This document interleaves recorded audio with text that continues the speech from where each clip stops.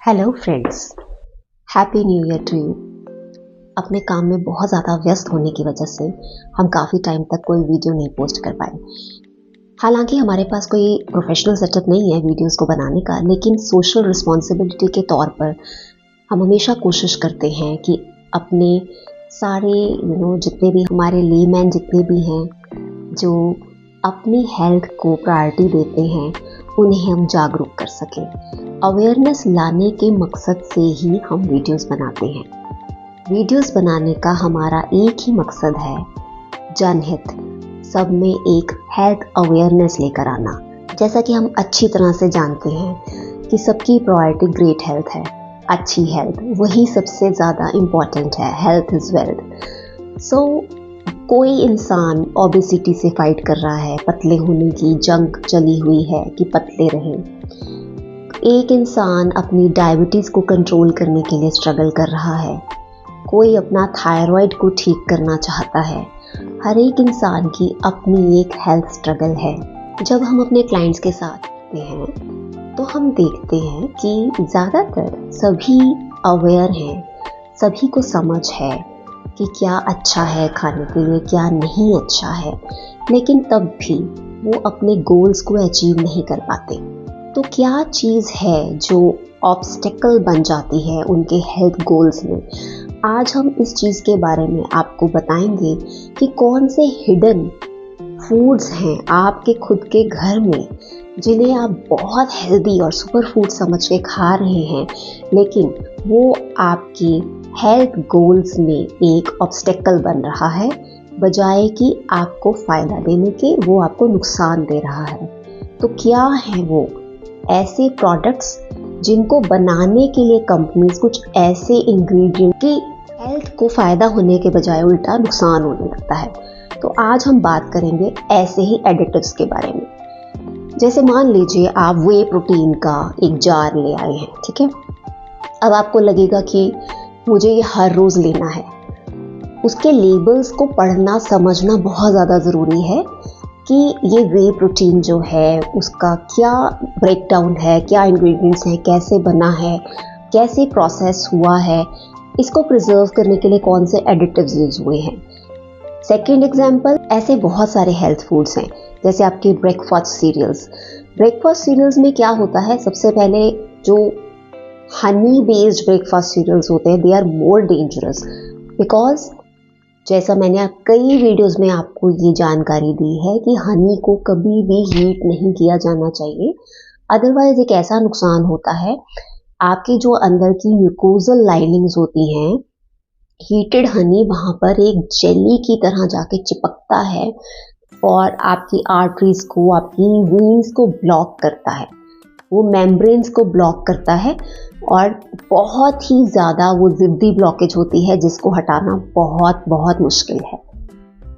तो breakfast serials कभी भी हनी बेस्ड नहीं लीजिए बिकॉज ये सीरियल कंपनीज जो हैं उसको हाई टेम्परेचर पे हीट करके ही बना के आपको पेश करती हैं। तीसरी चीज़, बेबी हेल्थ प्रोडक्ट्स हैं। जैसे बहुत सारे इस टाइप के प्रोडक्ट्स हैं जिनका हम नाम नहीं लेना चाहेंगे, जिन्हें दूध में घोल कर दिया जाता है और क्लेम किया जाता है कि ये आपके बच्चों की ग्रोथ में हेल्प करेगा, ये आपके बच्चों के लिए सप्लीमेंट है। तो ऐसे प्रोडक्ट्स में अब आपको लेबल कैसे पढ़ने हैं, नूडल्स है, आपके सपोजिडली हेल्दी कुकीज़ हैं, ब्रेकफास्ट सीरियल्स, वे प्रोटीन, बहुत सारे ऐसे प्रोडक्ट्स हैं जो आप हेल्दी समझकर अपने घर में ले आते हैं, उसे रोज़ यूज़ करते हैं, लेकिन उनके लेबल्स के पीछे छिपी चीज़ों को आप नहीं जान पाते कि वो कैसे आपकी हेल्थ को डैमेज कर रहे हैं ऑन डेली बेसिस।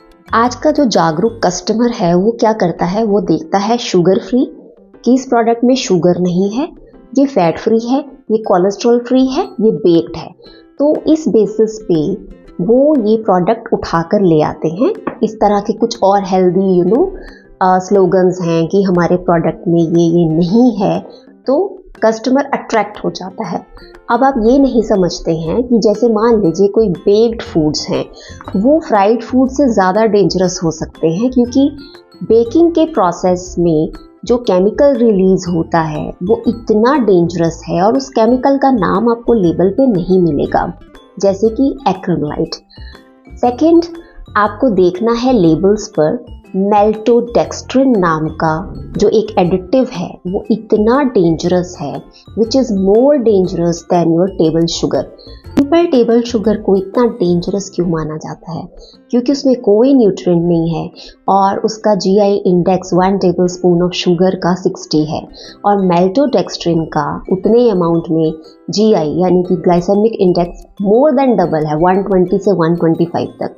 साधारण शुगर जब हमारे बॉडी में जाती है एकदम से ब्लड में स्पाइक करती है शुगर को, और मेल्टोडेक्स्ट्रिन का सोचिए ये एक प्रोसेस्ड शुगर का भी प्रोसेस्ड वर्जन है, तो ये कितना ज़्यादा उसको हार्म करता है हमारी ब्लड केमिस्ट्री को। बहुत सारी कंपनीज जो हैं मेल्टोडेक्स्ट्रिन को अलग अलग नाम से अपने प्रोडक्ट में शामिल करती हैं, जैसे कि high fructose corn syrup, corn starch, potato starch, rice starch, invert sugar. तो आपको ये जानना पड़ेगा कि इसमें क्या है। आपका प्रोडक्ट है जो आपके बच्चों के लिए आपने कुछ खरीदा हेल्थ प्रोडक्ट, या अपने लिए हेल्थ प्रोडक्ट खरीदा, ये इवन मेडिसिन में भी, सप्लीमेंट्स में भी ये प्रोडक्ट्स जो हैं ये बहुत फ्रीली यूज़ होते हैं। डेक्सट्रोज भी अनदर कल्प्रिट है। बहुत सारे एडिटिव्स हैं जिनके बारे में आपको जानकारी होना बहुत ज़रूरी है। मेल्टोडेक्स्ट्रिन कैसे आपके बॉडी में जाके आपकी पूरी हेल्थ को सैबोटेज करता है, आप इस चीज़ को समझिए। हमारी ह्यूमन बॉडी जो है वो 70 ट्रिलियन सेल से बनती है। उसमें आप ये मानकर चलिए उसमें से 30 ट्रिलियन ह्यूमन सेल्स हैं, तो 40 ट्रिलियन क्या हैं? बैक्टीरिया। इसका मतलब हम ह्यूमन कम और बैक्टीरिया ज़्यादा हैं। जिस तरह के बैक्टीरिया हमारे गट में रहते हैं, हमारी बॉडी में रहते हैं, वही डिसाइड करते हैं कि हम कितने मोटे रहेंगे, हम कितने पतले रहेंगे, हमारी क्रेविंग्स कैसी रहेंगी। हमारी फूड चॉइसेस के आधार पर वो सारे गट बैक्टीरिया होते हैं। हम कितना जिएंगे, हम कितना पचाएंगे, हम कितने न्यूट्रिएंट्स एब्जॉर्ब करेंगे, ये सब कुछ हमारे गट बैक्टीरिया डिसाइड करते हैं। इसीलिए गट को सेकंड ब्रेन कहा जाता है। तो मेल्टोडेक्स्ट्रिन क्या है? मेल्टोडेक्स्ट्रिन जो है वो बैड बैक्टीरिया का फेवरेट फूड है।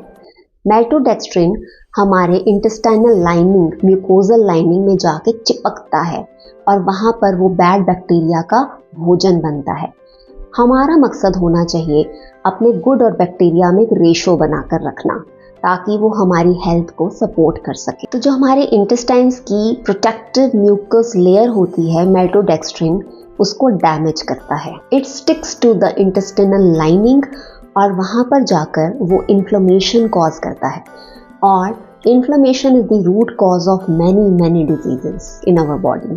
इसके क्या क्या सिम्टम्स हो सकते हैं? अगर आपकी स्किन में इरिटेशन रहती है, आप बेवजह ब्लोटेड फील करते हैं, आपको गैस रहती है, आपके स्टमक में से रम्बलिंग साउंड आती है, तो इस तरह के ये शुरुआती सिम्टम्स होते हैं।